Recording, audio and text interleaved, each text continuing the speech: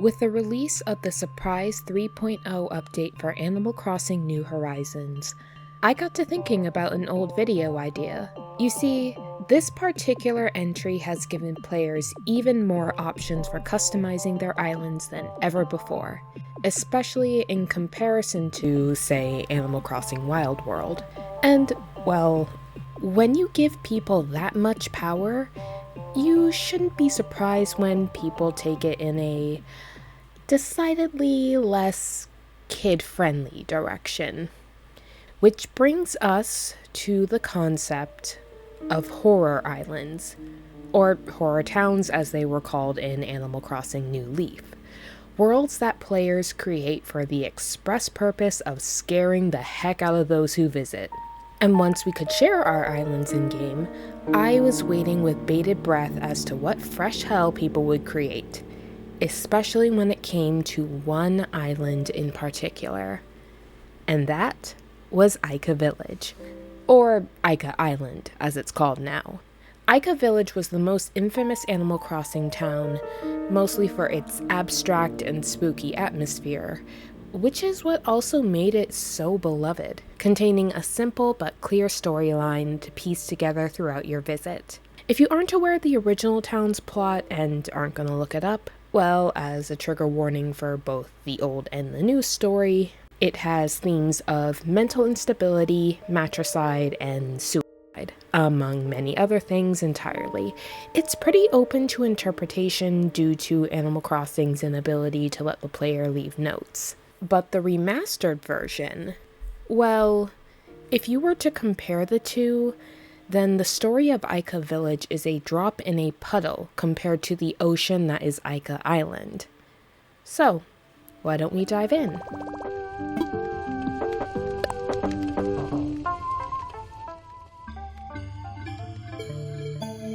The first thing I noticed was the clutter. Note that I'm going off of admittedly foggy memories of Aika Village, but I don't remember all of this.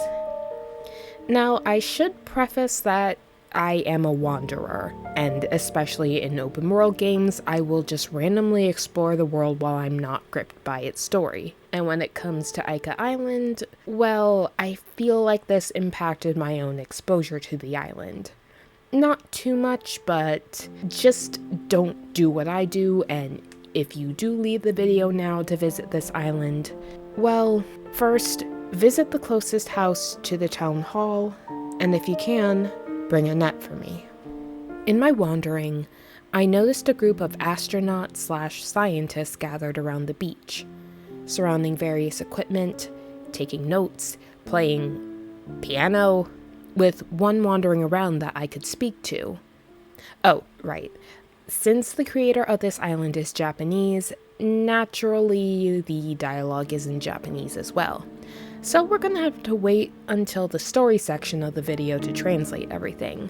But right off the bat, the most disturbing thing to me are the many, many pairs of shoes by the beach, including 3 sets of red Mary Janes. This is confusing. Spoilers for Aika Village, but the color red is associated with Aika. She wears red from head to toe, so these should be her shoes. Aika is an only child, and the multiple versions of her in the original are meant to be symbolic representations of her at different stages in the story. But given the number of shoes and inhabitants here that I do not remember, clearly there's something else going on. While wandering this area, known as Past Village, which is a rank D for some reason, I was tired of poking around and decided to enter the tent, officially beginning our journey. But there wasn't much to speak of. Research materials and notes on this weird creature that's washed up on the beach and is lying around in the sand. It kind of reminds me of Koss from Bloodborne. And is it me, or are some of these shapes rather fetal? But I don't dwell on that and choose to wander to the first proper area, which I'll call First Aika House, but in this world it is named Erase Village, a rank C. But I don't see what's rank C about this. The house itself is quite picturesque. Despite being the only one in the area, it sports a lawn full of flowers and a picket fence to boot. These flowers are red and pink mums, which signify love, affection, and admiration. Pink represents the softer version of these feelings, while red is more passionate. I'm guessing the pink ones signify the love that Aika has for her parents, and the red ones are the love her parents have for each other. Walking in eases us into a humble birthday party, with clothes set up to represent Aika and her parents.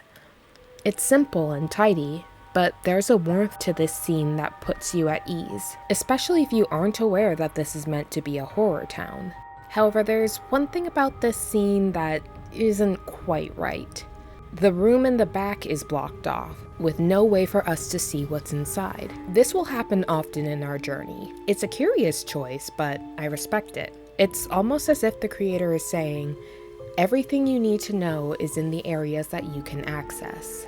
With that, I begin the exploration of the most normal house. Seems simple enough, right? A little weird being a room full of various toys. And the eyes on the wall. Okay, forget what I said about this house being normal. Though I have to wonder if and what this might symbolize. Most of the toys are facing away from the wall eyes, but the one teddy bear is looking straight at us. The room across the hall is just as bizarre, but thankfully less creepy. It's entirely apple-themed, with several statues and oh my god, I'm gonna have to censor that. Returning to the main room, I turn the TV on, and it's static. This isn't a Dream Island thing. Depending on what time your island is set at, this will affect what the TV plays. Since this is taking place at night, we get static. That explanation doesn't help the atmosphere, however. Neither does the implication that this island is isolated from the rest of the world. Heading upstairs, I'm greeted by oh no, not you, is what I would say if I didn't decide that this was a happy occasion. If you know what happens in the original, this doll is not something to be celebrating. Still, this room is quite adorable. It's a stereotypical playroom filled with toys. Aika also seems to be quite the artist, as she's painted her family, a house with a dog, and a lady in a pink shirt. I think that's meant to be Aika's mother, but it's weird that she's wearing pink here and not her green dress downstairs. Especially since there's another lady in pink roaming this island. Once I'm done basking in the happy atmosphere, I now decide to be afraid of the doll and rush downstairs into the basement. And what I find is an ocean room, with scarecrows and a picture of a cat villager, with Nook Miles tickets scattered across the ground. Is this meant to be an abstract representation of the lengths you'll go to get that one specific villager to come to your island? I can relate. I've been wanting Cherry or Raymond to come to my island for years now. But this villager is strange, because if she is who I think she is, then this is Meow from Animal Forest E+, who is based on a Japanese toy known as the Meowlingual, a cat-to-human translator developed by Takara. But she hasn't appeared since that entry, which I find to be a shame as she'd be a really cool villager. The only difference is the color of their faces, and even that's... Okay, time to go! Stepping back out into the cool island night, I find myself noting several things. 1, the very, very, very long dinosaur skeleton. 2, Luna's bed, surrounded by alarm clocks and cannons, a bed that's impossible to get to. And the fact that it's Luna's bed makes me wonder if someone knows about her and wants to keep her from coming. Something else I noticed? This is the first bed I've seen on this island. I wonder if that's going to be a pattern. Wandering further, I not only find the next house, but the houses of the remaining villagers. The first one I notice is Jambette's. and the copious amounts of skeletons and journals littering the ground. And is Jambette's house supposed to look like that? I don't think it is. After putting it off as long as I can, I stride past the tubes, holding various test subjects in status, and go inside.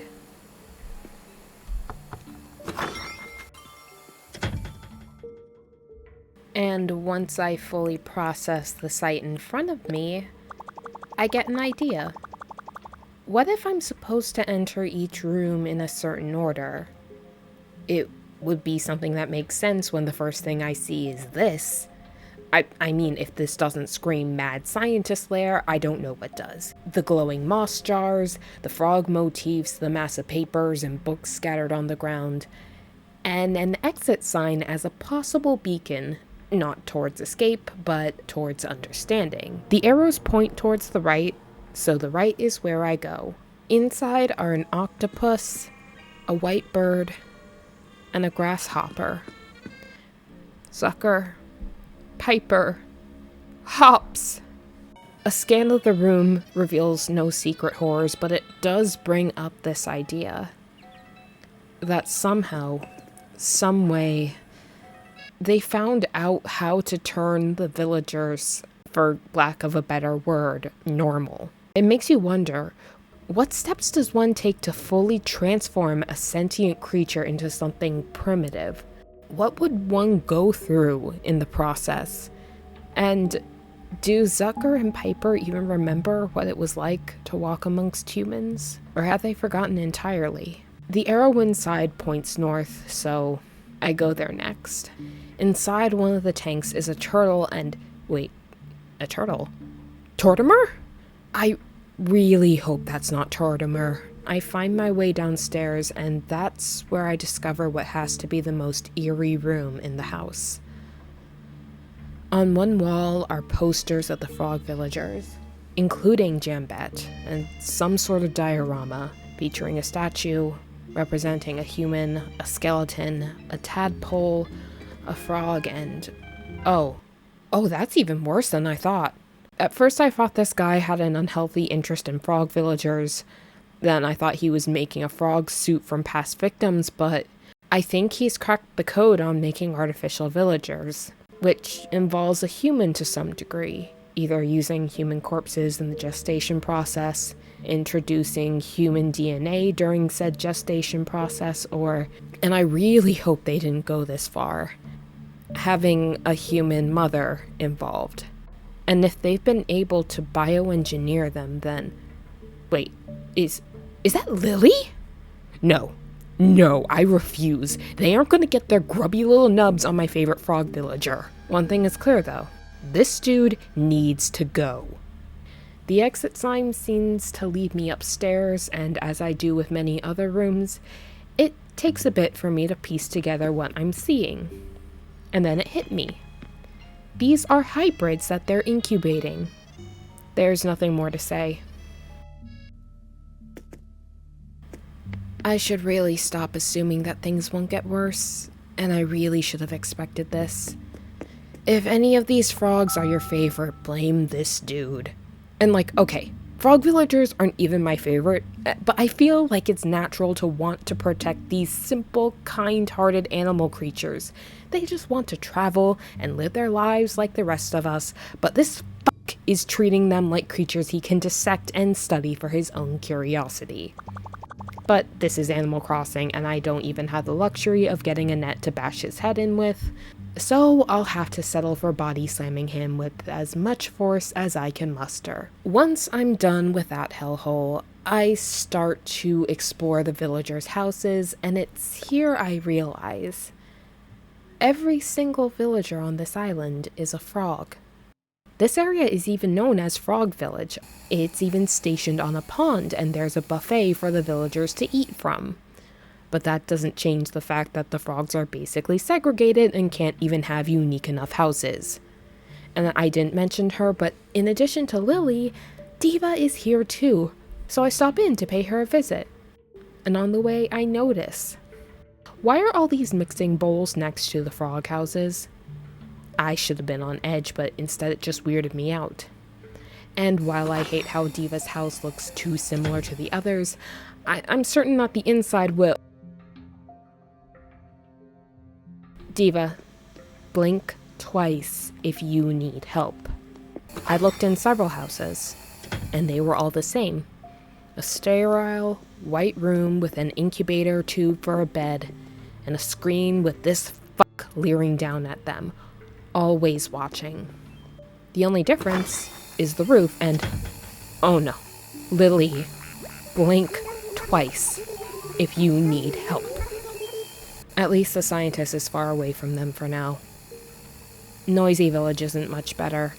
There's a bunch of record players and music devices and a giant SOS sign with Able Sisters and Nook's Cranny tucked away here. Dark. Abandoned. I can't help but wonder if they were the ones who made this, in a last-ditch effort to get help.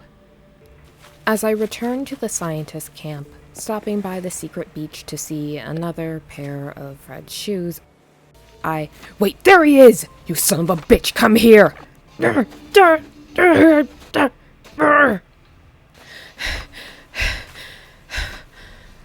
There. That ought to teach you a lesson. You better pray there's no hex I can get my hands on. Okay. Where was I? Oh yeah. I wanted to note that there is one villager house up by the scientist camp, and that's Ribot's. He's all boxed in by these weird little robots and separated from the others, probably so they can study how he even works. But hey, I have a ladder now, and I can access these 3 islands at the top. So on my way back from Ribot's,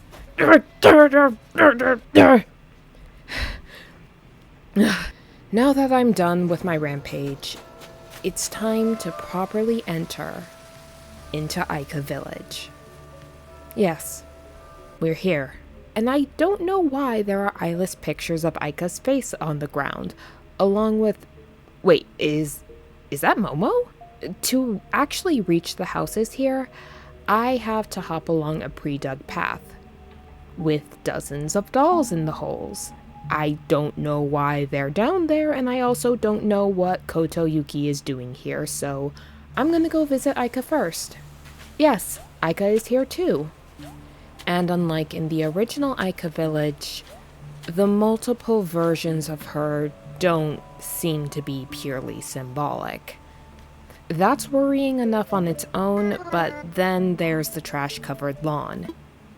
And it doesn't get any better on the inside. Honestly, all this trash and dirty laundry has made me fear that Aika is the only person living in this house. Her parents wouldn't let the house get to this state, and all the household chores are barely enough for a single working adult to handle. So, of course, a child would have an even harder time. The room I enter... well, it has a bed. A Luna bed in particular, but it also has washing machines, telephones, and various pairs of shoes surrounding it. I don't want to think that the scientist would sleep deprive a child, but if the mixing bowls around the villagers' houses are any indication, they definitely would if they thought they'd get some benefit out of it. I also want to note something interesting. The back room that was blocked off in the first house is completely accessible now, and if the implication here is what I think it is, Aika was imprisoned with nothing but her doll and an axe. She wasn't even given the decency of eating food on a plate. All the while, she's being watched like a hawk, and the glitches. Those are the pictures that she drew. Her parents, her old house, all the things that she's lost. I hope this is symbolic, but given the state of the house and the last time Aika's dress was used for a scene like this, these sick fucks really imprisoned a little girl. And then we get to the Bumblebee room, the inverse of the Apple room, featuring the drawing of Aika's mom, the doll, a DIY bench, and various crafting materials on the floor. Wood and iron. almost all of the ingredients needed to make an iron axe. And with where the doll is positioned, it almost looks like it's making one. As I head upstairs, Aika, her home, and her mother are crossed out. One painting has both parents visible. The spring train set has been replaced with a winter one, and an axe is next to the doll. Naturally, I tried to take the axe, but of course I couldn't. In the basement, well, we may have found out where her parents went, but I don't want to believe it. Her parents are surrounded by lots of money and love hearts, while the picture of them with Aika removed appears over and over and over. The doll sits and watches on the floor. So, if I'm reading the implications here correctly, the scientists bribed Aika's parents to get them to leave her. If my theory on the chrysanthemums is accurate, then it was hinted that the two had a passionate love for each other. So, I could see more selfish people being willing to accept money in exchange for their child. But I want to believe that this is just what the scientists told Aika. Leaving that house, Wait. When did I start wearing... It doesn't matter. Moving on to Kotoyuki's house, I understand why he's standing outside. Nothing about this place is hospitable or inhabitable. It's quiet, with nothing but the sound of my footsteps and grinding metal. We get the return of the exit signs, the first of which wants us to go to the left, and we are met with, among many things, Aika's grave. Wait. So if Aika's dead, then who are the others? And for that matter, what's with all the red pairs of shoes? In the original Aika village, those red shoes were placed at the very end of the island, leading you to the conclusion that Aika committed suicide by drowning. This is a common enough trope in media that it has an entire TV tropes page. It's common in Japan, and the most widely accepted reason as to why is so that the person who is dying doesn't track any dirt into the afterlife, tangible or otherwise. So the fact that there are multiple red shoes, and Aika continues to be the only one wearing red Mary Janes, that brings us to the implication that there's... No, that couldn't be. Maybe I'm wrong about these two Aikas. Maybe they are just representations of the past. Besides, as we soon find out, it's not just Aika who has a grave. Everyone has a grave here. Villagers we've seen, villagers we haven't seen, all human, all people who I could see moving onto an island. Side note, but would any of you guys want an Animal Crossing game where you can meet human NPC villagers? Let me know in the comments. But I digress. We see several familiar faces, and Aika right in the center of the monitor. And this isn't the only set of graves in this house. I'll give you one guess as to where the others are. The basement. Of course it's the basement. Basements were made for this.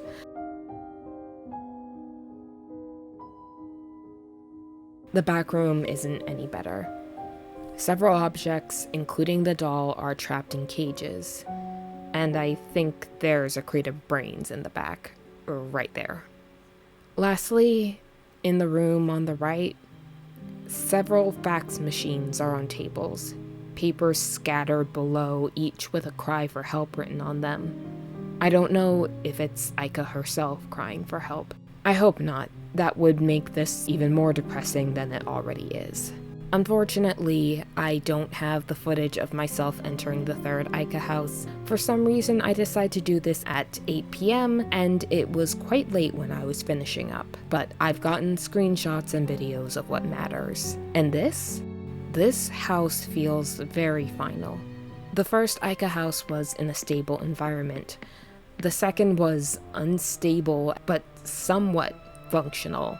So the third, sure, it's messy, but it's almost as if Aika wants to recreate the feeling of the first house, back when everything was fine. The lighting and this Aika that's inside, strolling around, It feels like something has broken for good. There are several birthday cakes on the floor, bugs, trash, weird drawings of a menacing-looking Aika. Did she draw that? And for that matter, this is the first Aika that we've seen inside a house. Wait, what's that on her cheek? If I didn't know any better, I'd say it's Oh, that explains why there's a number in her name. Stumbling through the cake, garbage, and circuit-infested floor, I head to the right. I don't know what to make of it, but this isn't the first time that dinosaur fossils have been toyed with. Still, it's a mundane room compared to the horrors that are likely in store. Moving to the door in the back, I again miss the footage from this, but I managed to grab a few screenshots. It's a well, with drawings of an eyeless Aika scattered around. I have to wonder what's down there. Maybe it's another Aika. As for the left room that's conveniently blocked off, but looks like you'd be able to squeeze through, I don't know. You can see how I tried, but I just couldn't fit. And, well, given whose house I'm visiting, it wouldn't be wise for me to upset my hostess. So, against my better judgment, I head to the basement where, holy hell, what's this room? I hate it. Why are there so many spider crabs? And yes, they're moving. Thankfully, this rotation doesn't scroll past their spidery, crabby faces. I was on pins and needles myself during this whole rotation, so I would not do that to you. As for the attic, it's clear that whatever this Aika is, she's in control, but that's all that this house has to offer, so with that, I have one house left to visit, and while it saddens me that my time here is coming to an end, all good things must. And while I don't have any footage of going into the Queen's abode, that's fine. It's the interior that's the most important. They're growing Aikas. That's why there are so many of them and why there are multiple red shoes at the beach. But why? What's so special about Aika that they go this far to actually clone her? I'm just flabbergasted. They're growing Aikas, they're fishing out Aikas, there's a room full of talking dolls that, yes, I will translate. At the bottom, there seems to be some sort of stone garden with UFOs and statues of animals. It's quite pretty, but I have no idea what this means in terms of the story. And at the top, there's some kind of bizarre banquet. But why use toilets instead of actual chairs? And why does this lady have all this up here to begin with? But that's all of the Queen's house. So, after doing a once-over to make sure I didn't miss anything, sure enough, I did. The woman in pink and her equally pink house. The setup inside reminds me of a convention, featuring a table with a microphone and speakers on the side, stuffed animals acting as an audience, a welcome image with her face on it. This lady is clearly an influential person, and based on what we see in the rest of her house, she's not just any celebrity, because upstairs, well, it's a bit cluttered, so it took me a bit to understand what I was even looking at, but it seems to be a mix of a laboratory and a bedroom. I want to note the screaming fish as they all but confirm that she's part of whatever the hell was going on here, and her choice of test subject is as interesting as it is abundant. This, juxtaposed with her cute Hello Kitty furniture, is just eerie. In the basement, there's some sort of class or lecture going on with several of the astronauts waiting, likely for her to give some sort of lecture. They seem to be talking about a pink-haired cat girl, and that's all for this house. The other three paths are blocked off entirely. So I make my way back to the town hall where, with my last beating finished, I hop into bed and return to the world of the living. As I awaken and put on some cheerful music, let's go over all the fresh hell we've just experienced and see if we can piece a story together. I'm gonna be honest, there are so many plot threads here that I don't know if I'll be able to tie them all together. Many people have come to vastly different conclusions because of how cryptic and bloated everything is. Some think that the majority of humans were turned into dolls. Others think they all got abducted by aliens, and basically the one thing we can all agree on is that shit went down and a lot of people have either vanished or died. If there's one thing that I think hurts this island the most, it's that it's missing the transition from normal life to virtual reality frog segregation. As for the dialogue, I had to seek some internet help as the Google translation I got for some of them was not the best. I mean, the one for the astronaut basically translated to "war and pork cutlets have bell sow." I don't know what bell sow is. The closest that I got was a woman named Constance Belsau who lived back in the thousands in Spain, so clearly I'm off the mark there, but I digress. Through my initial journey and subsequent rewatch of the footage, I've come to believe that this island is a dream in and of itself. Specifically, it's Aika's dream of the island at the point in which she died. Hell, the island flag is called Dream. I think that's more than just a nod as to the gameplay context of how you can come here. How I think it went down is like this. Aika and her family, like with many others who moved under the island getaway package, came to start a new life. They seemed to be happy, but there's clearly something bubbling under the surface. Remember the apple room? Well, I looked up what apples symbolize in Japan, and it turns out that they signify hard work, luxury, and luck. And I think this is representative of her parents' financial status. One of them could have even been an artist, which explains the statues. This puts both toy rooms in a different light. Despite being given lots of material goods, Aika was under the watchful eye of her parents and likely felt smothered or isolated. Hell, maybe she was the only child on the island, and as a result clung to both of her parents, but especially her mother for emotional support. The very first Aika we see on the island says she loves her mother, so it's not really looking too good for her dad. However, the basement room is what I'm having trouble with. It's clear that lots of traveling was involved, maybe one or both of Aika's parents had to travel for work, but Meow only appears here, unless she's also the cat girl that the astronauts talked about. The psychotic smile that you can only see once you spin the camera around could hint at her being two-faced. Maybe she was involved with this situation, or maybe she was experimented on, but I digress. I have a pretty big theory as to why the scientists were even there to begin with, and I know it's a bit of a stretch, but stay with me. I think that this island is the prequel to the one that you inhabit.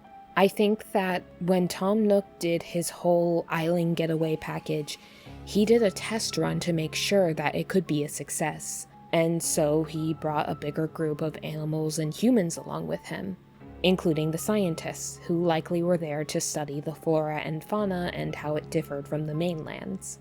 And he also included regular people like Aika and her family. But somewhere along the line, there was a shift in what the scientists were studying.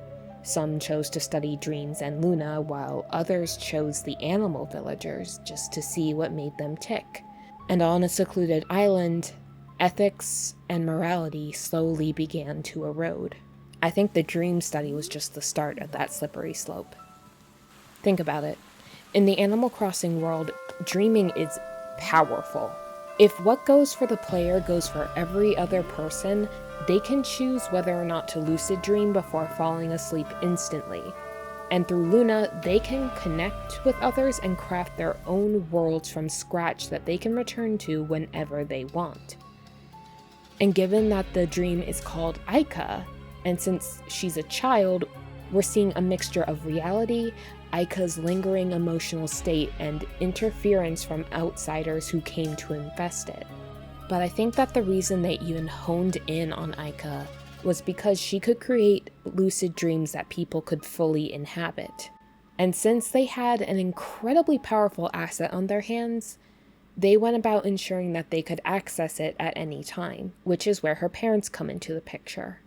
Like I said before, I don't think that her parents abandoned her, and I personally do not believe that the people who would transform humanoid animals against their wills also wouldn't kill the parents of a child in order to study her full time.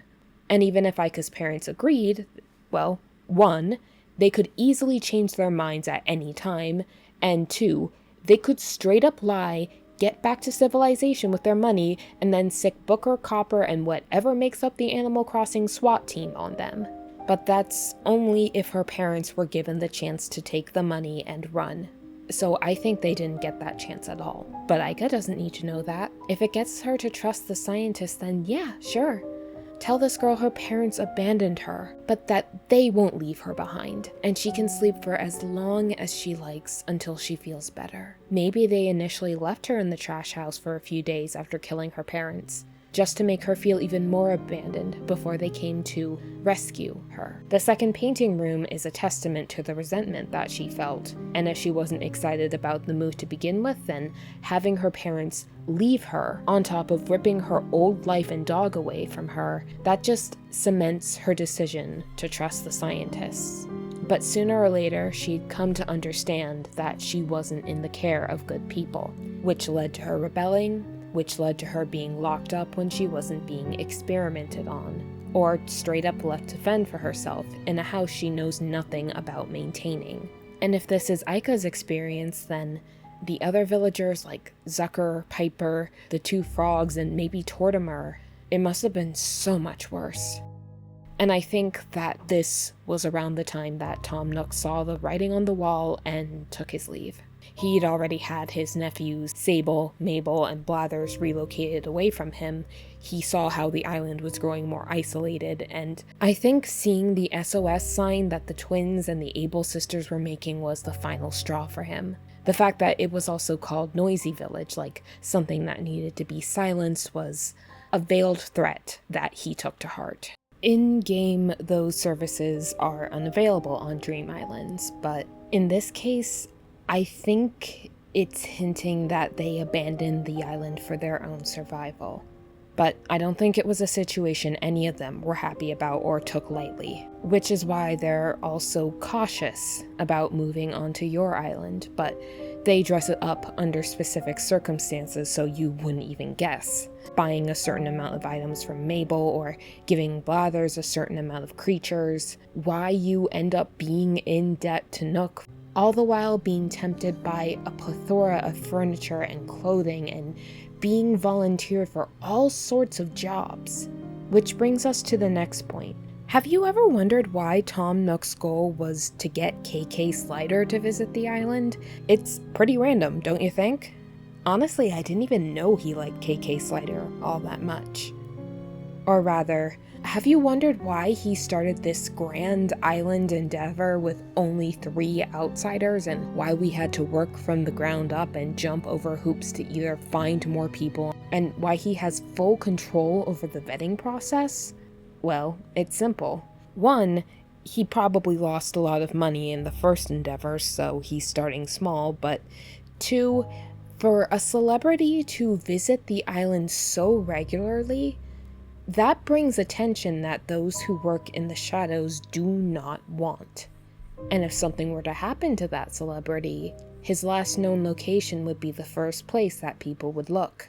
And 3, when you gradually add and build up a community, connect it to outside islands and establish ours as one to look out for, it's to ensure that he has enough control over the situation so that an Aika Island situation never happens again.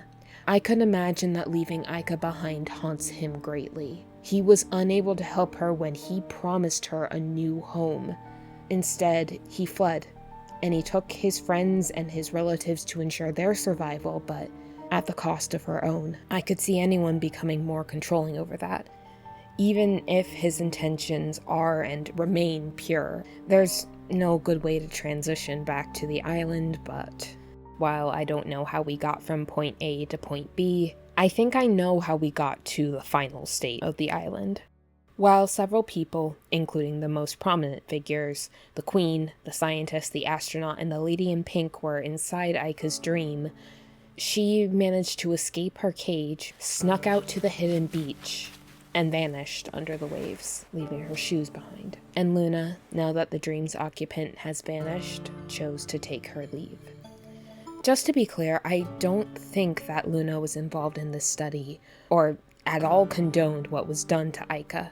I wouldn't be surprised if she was forced to be a passive observer, comforting Aika when she could, but ultimately unable to do anything but watch, as the thing she loves and exists to guide people towards is turned into something ugly, at the expense of a particularly gifted dreamer. Maybe Luna leaving was an act of revenge, because she is needed to guide people back to the waking world, and after what they did to Aika, I could see her being too disgusted to willingly let them wake up to cause more harm, and that's when the situation began to degrade.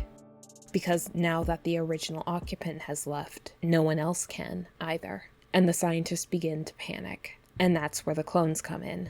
First, they grow Aika's like crops. If they can recreate her, they think maybe Luna will return, but she doesn't, and the clones are either destroyed or left to rot with them, or follow the original Aika into the ocean. So they grow the clones from the water and fish them out, but the same result is achieved. No Luna. So the increasingly dwindling number of scientists in the real world began to feed each other to the dream. I think that the frogs that are there now are in the real world, going about their lives in what they don't even realize is a dead husk of an island. But for the ones that were sacrificed to the dream, either they'd end up in that script who was more than happy to experiment on them in this world where you don't need to eat or sleep.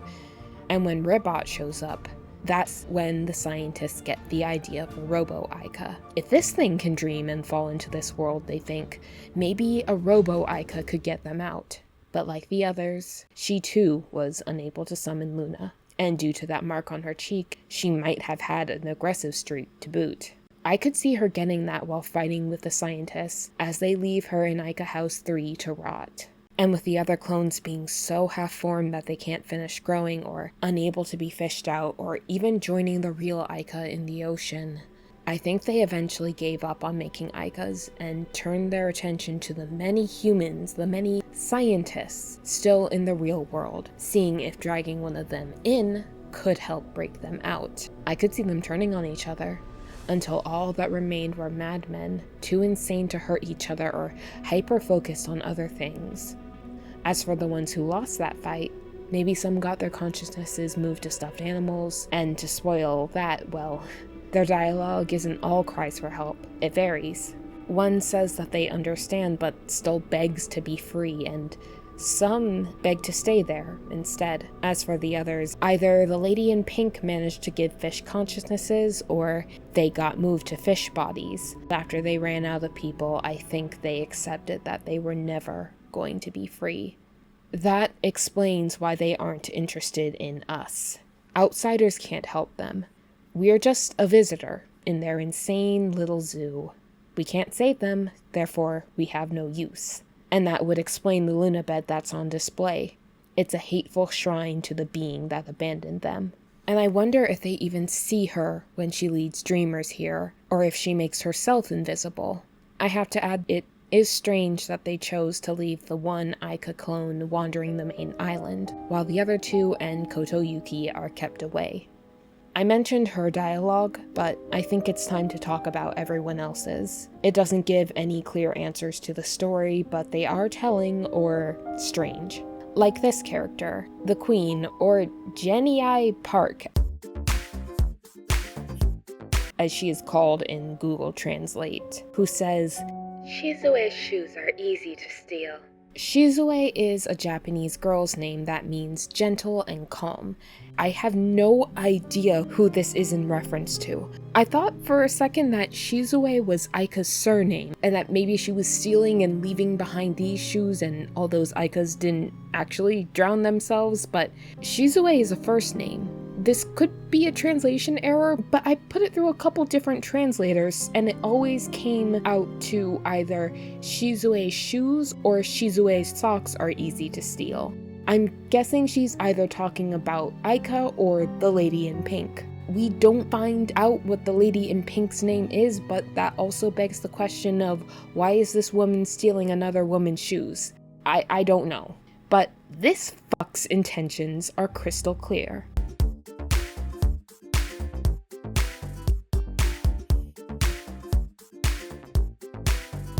So, it's confirmed. He made Hops and disposed of him shortly after bringing him to life, probably. You can't convince me that they let this guy wander around the town and make friends. And don't you dare tell me the frogs ate him. Look at them! They wouldn't eat a fly. Moving on to the lady in pink, her name is technically Don't Sing anymore, with the scientist being named Number 34 Experiment Room. But I'll continue to call her the lady in pink. And, well, she doesn't say anything so much as she does plea. Why can't you let me inside the walls? I expected her to be more stable, which is ironic as a public figure is meant to show a perfectly curated version of their best self at all times. Still, since she has a bunch of screaming fish in her fabulous cute lab of horrors, I kinda knew she was unhinged to some degree. However, this dialogue confirms that everything that's happened here has taken a great toll on her psyche. I haven't talked about her much, but I think in terms of the story, she used to be a very popular and well-known scientist before getting roped into this dream and villager study. At first she was complicit, but somewhere along the lines she'd gone from a revered and admired person to a madwoman, desperate to crawl into the walls and hide from the truth of her reality. As for the other Aikas, well, Aika 2, or Trash House Aika as I will sadly call her, she point blank asks if we enjoyed Aika's misfortune. This is worse. Because by coming to this island and wanting to piece this story together, we are, in a way, spectators to Aika's misfortune, and how her once happy life went to shit due to factors outside of her control. So being asked by this Aika if we enjoyed it, well, I did say I enjoyed my time on this island, didn't I? But for her misfortune? No, I didn't. Koto Yuki has a weird bit of dialogue.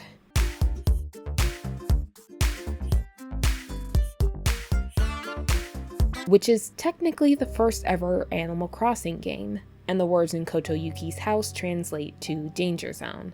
Yeah, that tracks. As for the last two, Robo Aika asks me if I want to delete the island data. Just her asking this makes me wonder if she does indeed have more control over this situation than she acts like she does. I knew she had more control over the island than I thought she did, but deleting the data, like how you delete your old island to start anew, I don't think she's talking about information pertaining to just what went down. I think she's talking about actually deleting the island. And honestly, if she had the power to transcend the laws of this game and physically reset everything, it would be a pretty fitting form of revenge. Aika was treated like a subhuman lab rat and abused past the point of no return. So for a version of her that they created for their own salvation to, in fact, be said salvation but just choose not to be, that's a dark form of revenge, but I can't blame her for it. And while deleting the island data would definitely lead to the deaths of everybody still dreaming, I think they prefer it, and I think she knows it, which is why she's not doing a damn thing. Well played, Robo Aika. Well played. Lastly, there's the astronaut, and his dialogue is simply this. To win the war, berceau is necessary. Unless the cost-looking things are at war with the scientists, I think what he speaks of is a metaphorical war, because I looked up the word berceau, and it is French for cradle. Aika Island is the tale of corruption, the death of an innocent child, and the rotting corpse that a world can turn into once all ethics and morality are gone. If my interpretation is at all accurate, I think it might just be as eerie as the original.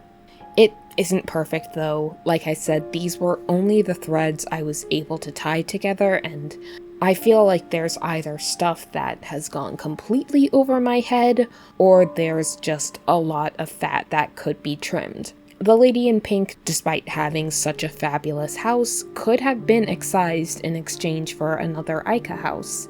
But who knows? Maybe with the hotel update, they may be adding more as I record and edit this. I'm not sure if we're able to visit each other's hotels, but if we are, it could be a good way to add on to the story without needing to build another house and change up the architecture. And if that happens, I suppose I'll have to return. But for now, I'll leave you with this postcard I made to commemorate my time here, and I hope that my own voyage doesn't keep you from checking the island out on your own time. It's truly an eerie little treat. Thanks for watching. I'll see you all in the next one, and I hope your dreams tonight are free of anything even remotely related to this. Take care.